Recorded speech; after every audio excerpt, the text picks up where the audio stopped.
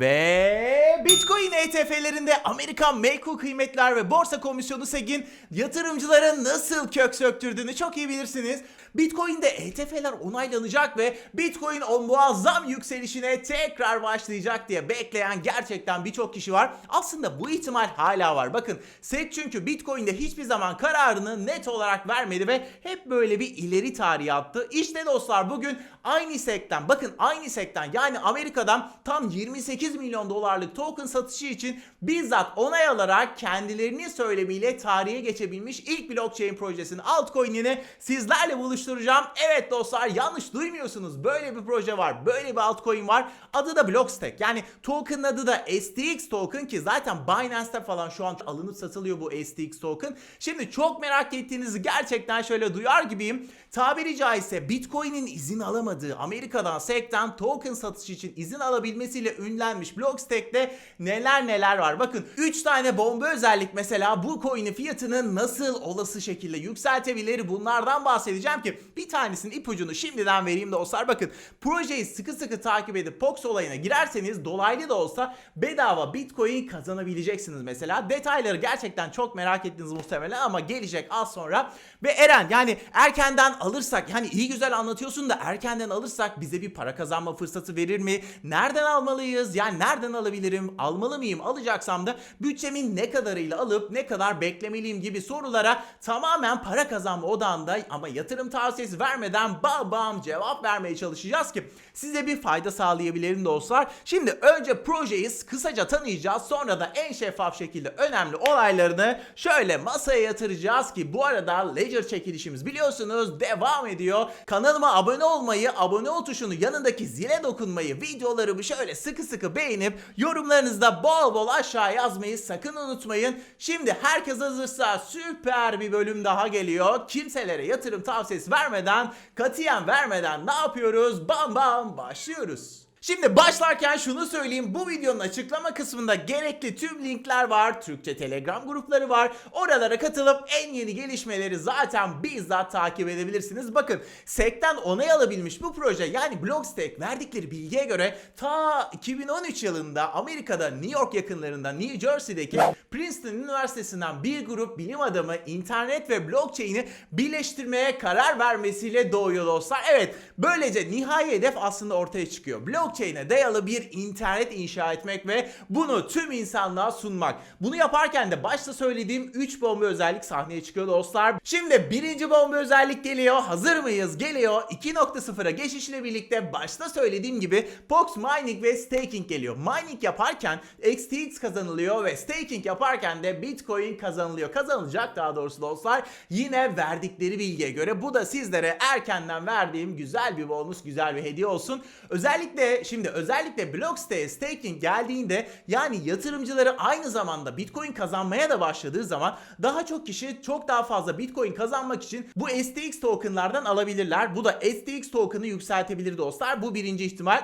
cepte. STX token sahipleri stake yaparak, yani alıp tokenlarını kilitleyerek ya da madenciler STX üretip kilitleyerek Bitcoin kazanabiliyorlar. İkinci bomba özellik ise Blockstack yine ikinci versiyona geçişle birlikte DeFi dediğimiz merkezi olmayan finansta geliyor dostlar. DeFi projelerinin neler yapabildiğini zaten görebiliyorsunuz. Bakın üçüncü bomba özellik ise Clarity. Yani onunla ilgili zaten önemli bilgileri az sonra vereceğim. Sadece aklınızda Clarity şimdiden yer etsin. Bakın bu üç bomba özelliği verip şimdi devam etmek istiyorum. Peki Blockstack yani STX token nedir? Temel olarak hedefleri nelerdir? İşte yine bunları da verdikleri bilgiler üzerinden konuşacak olursak bakın dostlar, Blockstack kullanıcıların hem verilerini almalarına hem de kontrol etmelerine izin veren merkezi olmayan bir bilgi işlem ağıdır ve temel amacı da aslında blockchain'in burada böyle hani bizim belki artık 2 senedir falan binlerce defa konuştuğumuz sayısız faydalı özelliği var ya, işte onu alıp bütün internete yaymak. Bunun için de zaten Blockstack kendisini merkezi olmayan uygulamalar için bütün bir ekosistem gibi tanımlıyor.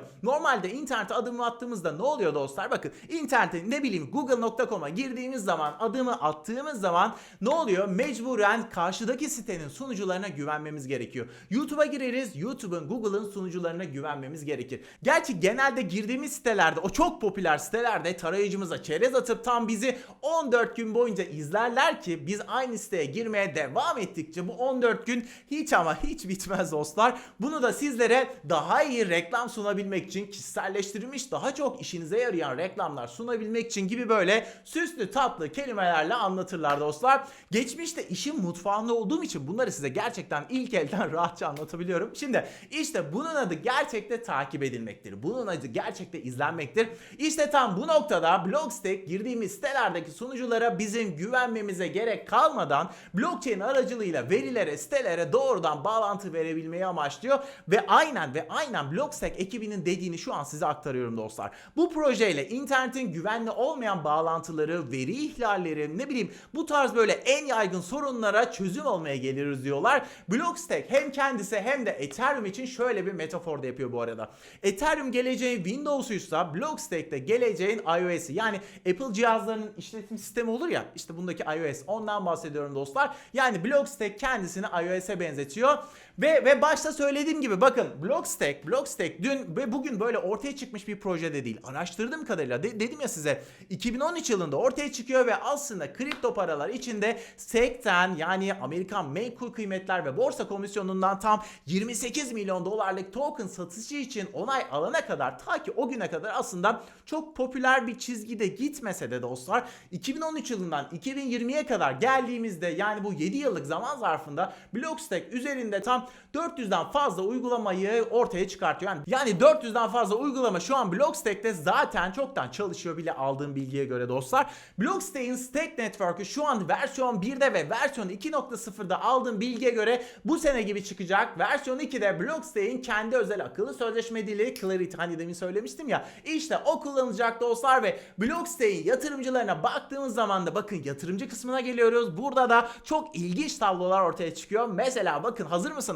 Mesela Facebook bizim fikrimizdi, Mark Zuckerberg bizden bu fikri çaldı deyip dava açıp kazanan ve hatta bunun sinema filmi falan da vardı, The Social Network diye. Sonrasında işte Bitcoin yatırımlarına girişen Winklevoss kardeşler var, Lux Capital var, Y Combinator var, Zenfund gibi böyle kişi ve kurumlar var dostlar ve sitede yazana göre bunun gibi tam 4500 kişi ve kurum Blockstack yatırımcıları arasında. Hani Blockstack bakın iyidir kötüdür o başka bir şey ama 2013'te ortaya çıkıp SEC'ten 28 milyon dolarlık token satışı için tarihte bir ilk olarak izin alabilmesi, token satışlarından toplamda da tam 150 milyon dolara yakın para toplayabilmiş olabilmesi aslında başlı başına bir başarı. Öte yandan Stack'in blockchain'ine baktığımız zaman sadece küresel bir fikir birliği sağlamakta kalmıyor. Bitcoin'i Proof of Work konseptini ve Proof of Burn'u alıyor, böyle bir kombine ediyor dostlar ve totalde de Tunable Proofs adlı bir konsepti kullanıyor. Çok fazla teknik detaya sizi gerçekten boğmak istemiyorum ama token ve işin böyle bir para kazanma kısmına geçmeden önce, tamamen duygusal kısmı var ya, oraya geçmeden önce şunları da söylemek istiyorum size. Aldığım bilgiye göre Blockstack uygulamalarını derecelendirmek için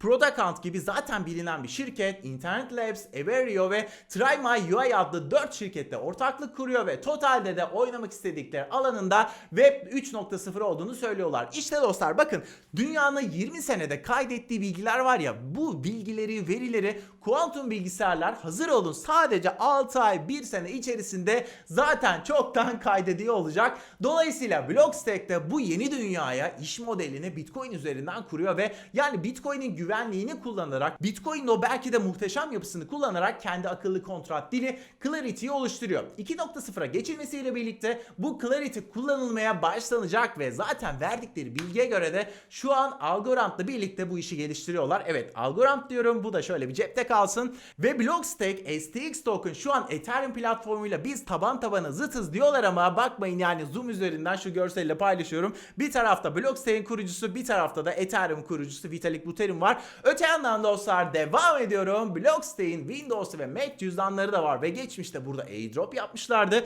Bu cüzdanları indirip isterseniz bakabilirsiniz. Ayrıca hem iOS hem de Android mobil cüzdanları da gelecek dostlar aldığım bilgiye göre. Ledger'larınızı bu cüzdanlar üzerinden kullanabilirsiniz. alabiliyorsunuz. Ve başta söylediğim gibi Bitcoin kazandıracak bu Pox Mining bu cüzdanlar üzerinden yapılacak ve bir de şayet Binance destek verirse Binance'de yapılacak. Peki dostlar, şimdi yavaştan geliyoruz, işin token kısmına geliyoruz. Bakın başta söylediğim soruları birer birer bam bam cevaplamaya devam edelim. STX token'dan kısaca şöyle bir bahsetmek gerekirse, öncelikle STX token dediğim gibi yeni bir token değil. Binance borsasında USDT, Bitcoin ve BNB paritelerine zaten alınıyor, satılıyor. KuCoin'de de var. 10.515 Bitcoin'lik, yani 115 milyon dolarlık piyasa değeri var. Son 24 saatteki verilerine baktığımız zaman da 172 Bitcoin'lik, yani 1 milyon 885 bin dolarlık alsat yapıldığını görüyoruz CoinMarketCap'e göre. Baktığımız zaman bu kadar büyük ortaklıklar var. Amerika'dan 28 milyon dolarlık token satışı için onay alabilmek var. Bitcoin piyasasını geçmişte domine edebilmiş kişilerin şimdi Blockstack'te yatırımları var. Ama gelin görün ki dostlar, bakın dananın kuyruğunun koptuğu yere geliyoruz. Gelin görün, bu kadar güzel şeyi konuşuyoruz ama şu an CoinMarketCap'te kendileri 90. sıradalar dostlar. Bu neyi gösteriyor biliyor musunuz? Bence kişisel fikrim tabii ki, Blockstack'in henüz kendisini piyasaya göstermediğini, anlatmadığını gösteriyor bence. Tamam, bugüne kadar Amerika'nın en saygın gazetelerinden The New York Times'ta kendilerinden bahsediliyor. TechCrunch'ta bahsediliyor. CoinDesk'te, Blockstack'ten hep potansiyellerinden bahsedilmiş. Hatta kurucularından Munib Ali TEDx'te, evet biliyorsunuz TEDx çok prestijli bir sunum alanıdır. TEDx'te Blockstack'ten bahsediyor. Fakat çok açık yüreklilikle ben şunu söyleyebilirim ki size, görünürde bu kadar potansiyele rağmen henüz kripto para ekosistemine ben çok fazla nüfuz ettiklerini düşünmüyorum. Yalan yok. Dobra dobra konuşuyoruz burada. CoinMarketCap'te 90. sıradalar. Bir de umarım 2013'ten bugüne 7 senede ortaya çıkan uygulamaları, ekosistemi falan, umarım gerçekten böyle biraz daha genel kripto para ilgililerine, yatırımcılarına, kitlesine ulaşabilir ki potansiyeli gerçekten biraz daha ortaya çıkabilsin. Blockstack'in arkası sağlam göründüğü için şayet dostlar, bakın bu bahsettiğimiz olaylar olursa, herhangi bir aksama olmadan olursa, Blockstack'in STX token'ı daha da yükselebilir. Ki bu anlatılanlarla gerçekten CoinMarketCap'te 90. sırada olmak böyle çok fazla örtüşmüyor. Yani sanki biraz daha yukarılarda olması gerekiyor. Tabii yiğidi öldür, gerçekten hakkını da ver demişler dostlar. Amerika'da ortaya çıkan projelerin birçok konuda diğer ülkelere göre çok daha hassas, belki de çok daha yavaş ve titiz ilerlemesi gerekiyor. Çünkü malum abi, Amerika'dan bahsediyoruz. Ayrıca bu SEC konusuyla ilgili bir bilgi de vermek istiyorum size. Blockstack ekibinin bizzat paylaştığı bilgiye göre de SEC bu onayı verirken neye dikkat ediyor biliyor musunuz? Şeffaflığa dikkat ediyor. Yani satılan her token'ın hesabını bu şirket verebiliyor mu, veremiyor mu? O da göre onay veriyor dostlar ve bu SEC onayın anlamı da aslında şu olabiliyor. Amerika'da bir token ilk kez bir menkul kıymet sayılıyor ve testnet'ten sonra mainnet'e, yani ana ağına geçişiyle birlikte, bakın buraya dikkat, Wall Street'te, Coinbase'de listelenme şansı olabilir. Kesin olacak demiyorum. Sadece böyle bir ihtimal var diyorum dostlar. Silikon Vadisi'nden danışmanların olduğu bir liste veriliyor mesela Blockstack projesi için. Dolayısıyla kesinlikle ben burada yatırım tavsiyesi vermiyorum. Alın satın, o başka bir şey, ama ben uzun vadeli sepetime şu an 18 cent civarı olan STX token'dan bir miktar koyabilirim. Evet, şu an hala erken yatırımcısı olabiliriz. Blockchain'in yaygınlaşabileceği birçok alan var. Bu yaygınlaşmalar başladıkça umarız ki doğal bir şekilde bu projelerin coinleri de yükselsin. Erken yatırımcılarına güzel paralar kazandırsın. Şimdi Blockstack özelliğinde olan ama Bitcoin kazandıran Pox Mining başladığında söylediğim gibi STX token ekstra yükselebilir ve bu da yatırımcıya para kazanma fırsatı, potansiyeli olarak dönebilir. Beni üzmeyecek bir miktar, bakın bunun altını çiziyorum, beni üzmeyecek, beni sarsmayacak bir miktar alıp ben uzun vadeli tutabilirim. Ara ara projenin gidişatına göre üzerine eklemeler de yapabilirim ama sonuçta her şey olabilir. Hayatta her şey olabilir diyerek tüm paramda da tabii ki de girmem. Bakın tüm paramla Bitcoin'e bile girmem. Beni az çok tanımışsınızdır ve bu Bitcoin'e veya başka bir projeye onlarla ilgili bir şey değil. Hayatın akışına uygun verdiğim bir karar. Bundan sonra önemli bilgiler almak isterseniz Blockstack ile ilgili Türkçe Telegram grubu iyi bir kaynak olabilir. Çünkü oradaki arkadaşlar direkt Blockstack ekibiyle bizzat iletişim halindeler. Linki bu videonun açıklama kısmında var dostlar. Tıklayıp gerçekten bakabilirsiniz. Teknik detayları aşağıdaki linklerden yine ulaşabilirsiniz. Anlattıklarım dediğim gibi yatırım tavsiyesi değildir. Bunlar size sadece bir ışık olsun, sadece bir fikir olsun istiyorum. Ledger çekilişimiz de biliyorsunuz bam bam devam ediyor. Kanalıma abone olup zile dokunmayı sakın unutmayın. Ayrıca bol bol yorumlarınızı seri şekilde like'larınızı da bekliyorum. Görüşürüz, bam bam.